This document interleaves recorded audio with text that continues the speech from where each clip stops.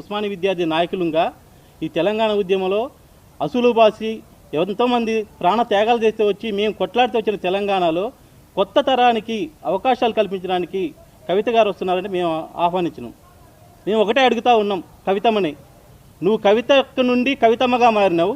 ఇప్పుడు మీ కవితమ్మ నుండి మేము చెప్తా ఉన్నాం, ఈ రాష్ట్రాన్ని పట్టిన దరిద్రం లిక్కర్ రాణిగా మారినాం అని చెప్పేసి మేము స్పష్టంగా చెప్తా ఉన్నాం.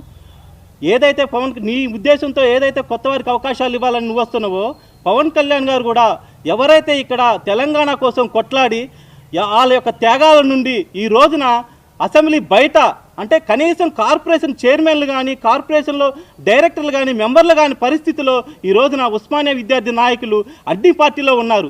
ఈ రోజున కవితను నేను సూటిగా అడుగుతా ఉన్నా, పవన్ కళ్యాణ్ గారికి ఈడేం పని అని చెప్పి అడుగుతూ ఉన్నావు కదా, నీతో పాటు పనిచేసినటువంటి రాజీవ్ సాగర్ గారికి నువ్వు తెలంగాణ 2.1.0లో ఏమిచ్చావు?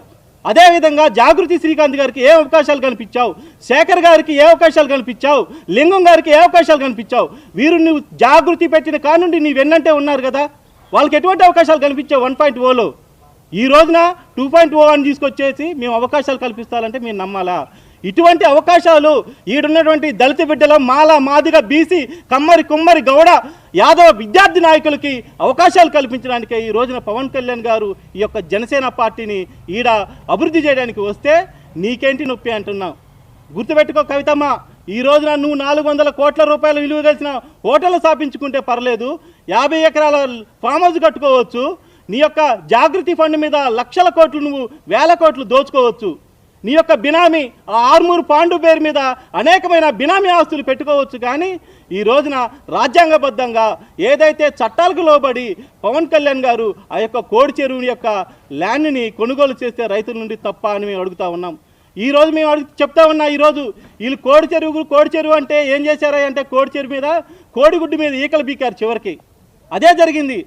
మీరు చదువుకోండి, మీరు ఒకసారి ఆ యొక్క ఏదైతే చెరువులు ఉన్నాయో శంకర్పల్లి మండలంలో దాదాపు 13 చెరువులు ఉన్నాయి.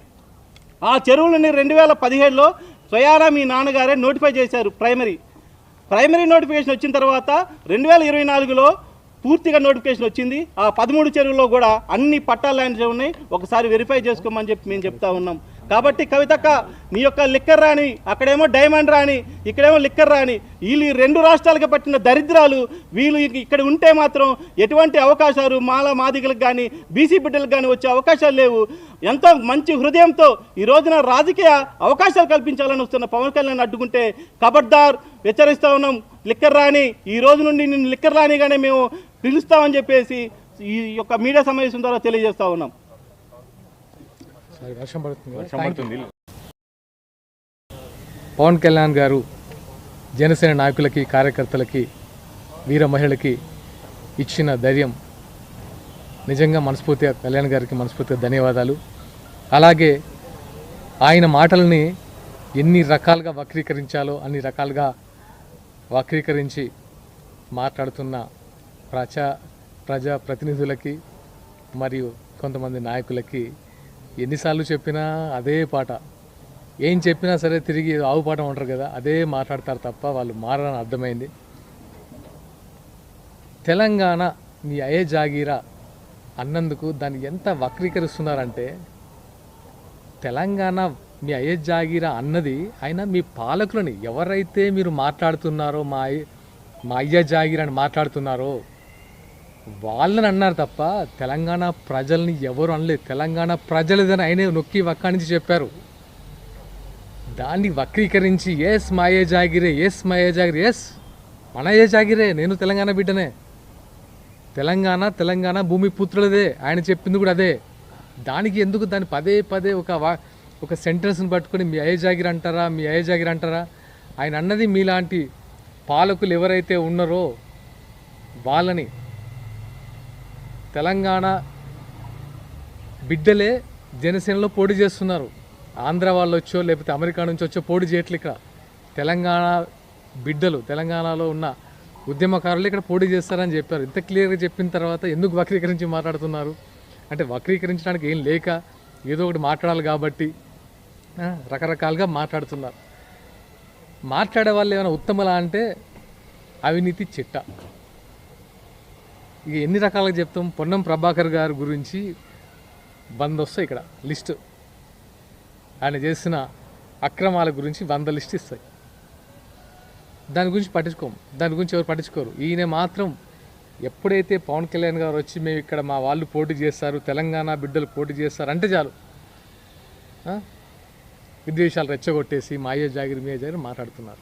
బీసీ సంక్షేమ శాఖ మంత్రిగా మీరు ఏం చేశారు బీసీ పీపుల్కి చెప్పండి. పొన్నం ప్రభాకర్ గారు చెప్పండి.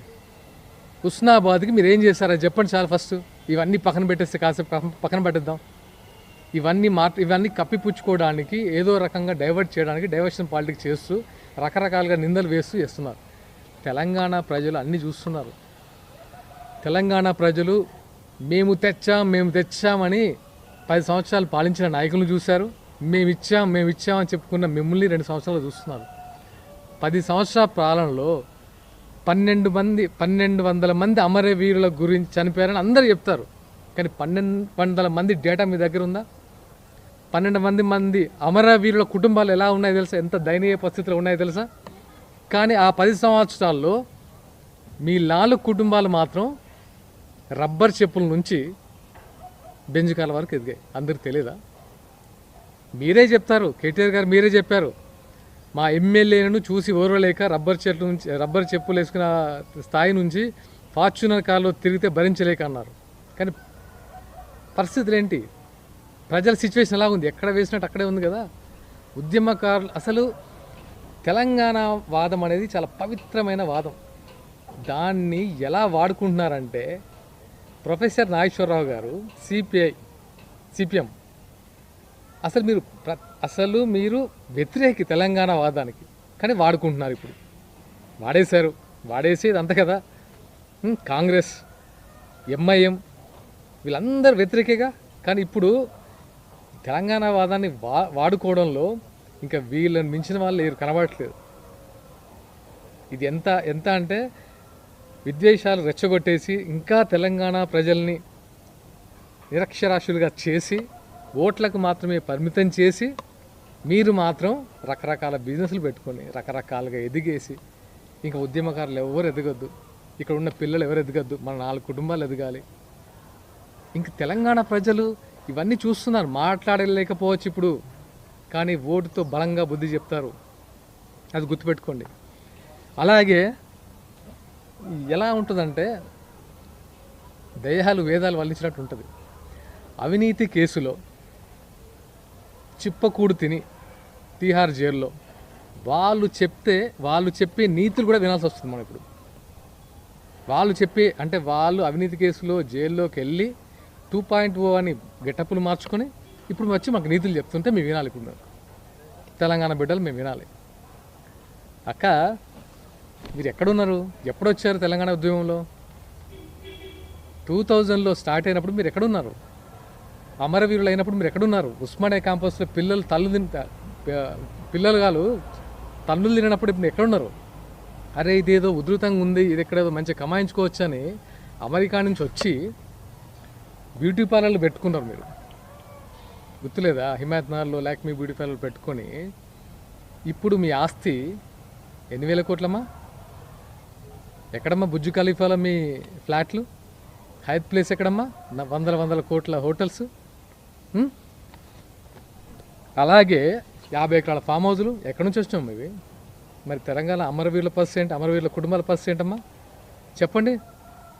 మీరు తెలంగాణ జాగృతి పేరుతో ఒక బతుకమ్మ ఎత్తేసుకొని ఎంత మనీ ఎన్ఆర్ఐ నుంచి ఎంత మనీ కలెక్ట్ చేస్తారు? దానికి శ్వేతపత్రం రిలీజ్ చేయమంటే చేస్తారమ్మా? అవి మనకు రావు, ఎందుకంటే మనల్ని ఎవరు అడగొద్దు. మనం మాత్రం అందరినీ క్వశ్చన్ చేయొచ్చు. ఇవన్నీ అడిగితే ఏమవుద్దంటే నేను తెలంగాణ బిడ్డగా అడుగుతున్నాను.